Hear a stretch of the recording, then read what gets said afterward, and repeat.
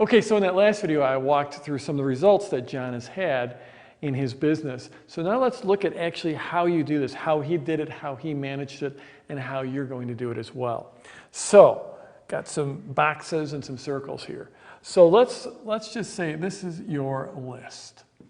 And one of the fundamental things you have to understand is that you will end up with a bunch of different lists. And there's a couple primary types of lists. There's the prospect list. That's people that haven't bought from you yet. And then there's the buyer's list. And that's the people that have bought from you. Or I call it, in our business, we call it an owner's list. So, but let's just say, so this is the prospect list. So I'm going to write in really small, prospect. So when John started out, he had those 1,800 people on his prospect list. And this was a newsletter, okay? And so every month he published a newsletter. And this will go basically forever until someone unsubscribes. So this is just your main list. For John, it was his newsletter list. So what he did was within this list, he ran a little launch sequence for the game, okay? So, you know, and then he comes, maybe it's launch day for the game. And now if someone buys from him, then they join his owner's list, his buyer's list. So this is the buyer's list. So basically, when someone buys from you, they go onto your buyer's list. So let's say this was the launch of his board game, and now these people went onto his buyer's list, okay? So now, say his next launch, let's just say he was going to do his launch for the herbal kit. So what he would do there is, this is what we call a launch list. This is a launch list. So he would basically create a squeeze page. He would send people to the squeeze page. And he's sending out an email. He might send out an email and it says, you know, if you're interested in being on the list for the herbal kit, that's typically not what you'll say, but you'll talk about whatever the opportunity is here for the herbal kit, send people to a squeeze page, and now he's got them on this launch list. And the launch list, you know, maybe there's 2 or 3 or 4 emails, and then there's a chance for them to buy right here. Okay, this is where they bought for the board game. This is where they buy for the herbal kit. Now, what do? If they buy the herbal kit, they go onto the buyer's list for the herbal kit.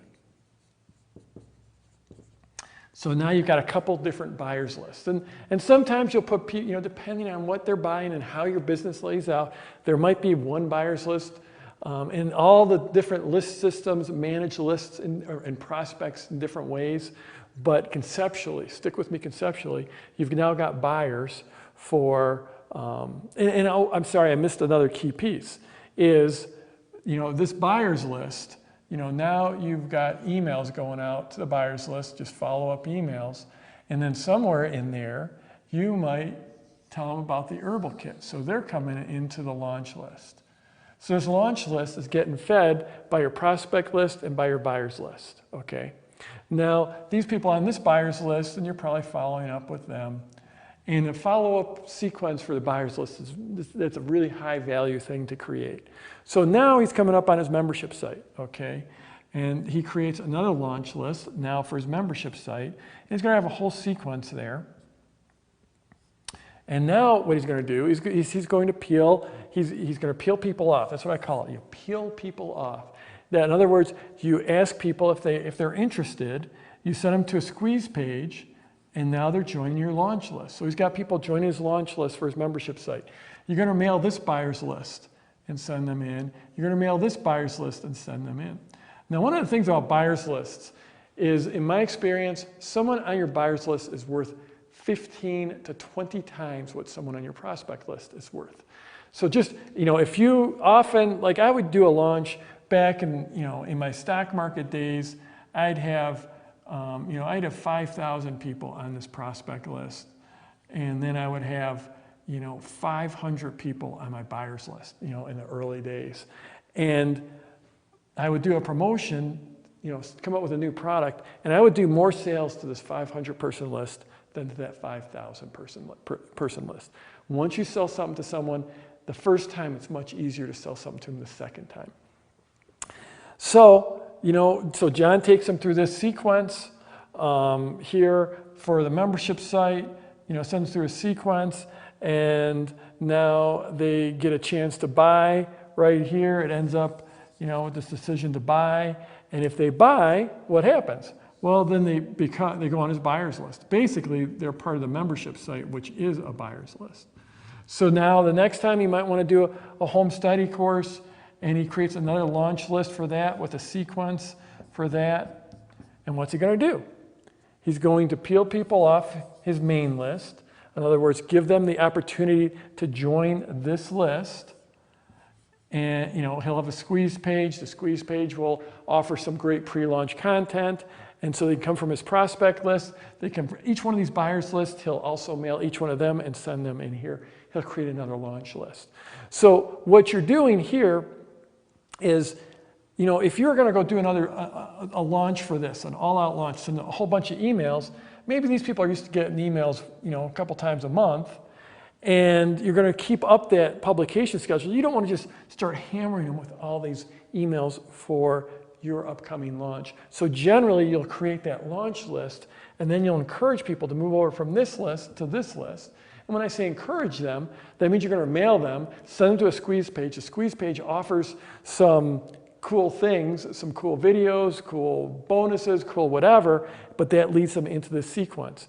Generally, with these launch lists, they're sort of an episodic type thing. When someone goes on your launch list, I'm emailing them through the launch sequence, but I'm not, after that launch sequence is over, I'm usually not mailing that list again because they're still over on this list. The other thing is if you move them over to this launch list here, and you send a whole bunch of emails, and you usually during a launch you do send a bunch of emails. Maybe at some point they decide that they're not interested. They can unsubscribe, but they'll only be unsubscribing from this list. Now, if they want to unsubscribe from all your lists, then they can do that as well. But generally, they'll unsubscribe from this list, but they'll still be on your main list or on your buyer's list. So this is how you can be basically doing a launch. Like, in most of my businesses, I'll do them 3 or 4 times a year, but I know people that are doing them every single month, doing a launch every month. Well, how do you do a launch to your prospect list every month? Like, if each one of these dots were a month, and then all of a sudden you send them a whole bunch of emails here, and then a whole bunch of emails here, and then a whole bunch of emails here for each different launch, you might have some list fatigue.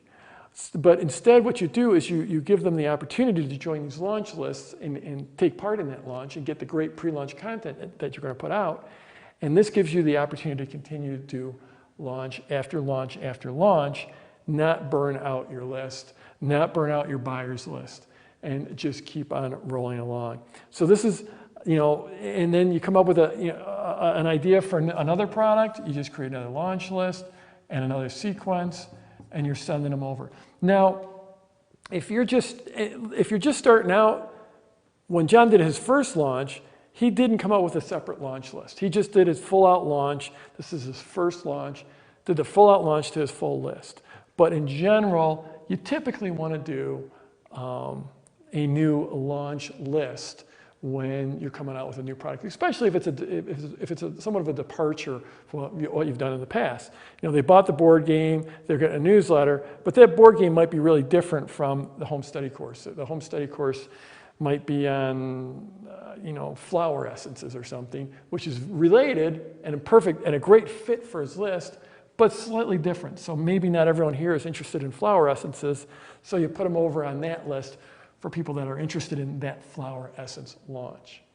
So that is how you do it. That's how you orchestrate this without burning out your list, and this is how you continue to build that list relationship. Every business will be different. How you organize your list will be different. It will evolve over time. One final piece is when you get people to go through this opt-in process and opt in for that new list, that reinvigorates the lead. The lead being the person on the list. In other words, when someone first joins your list is the best time, they're the most responsive when they first join your list. And then over time, on average, they get less responsive. They see a bunch of your emails, they get less responsive over time. That's just a rule of lists that goes back 100 years. But when you get them to step up and opt in again, that re-warms them up and that really reinvigorates the list. So it is generally a great thing when you're going into a launch for a new product to create that new launch list. So that's sort of the organization of lists within the business launch formula. Again, lots of different ways you can do this, but conceptually, this is how it goes. Now I'm going to give you a couple more examples in the next video.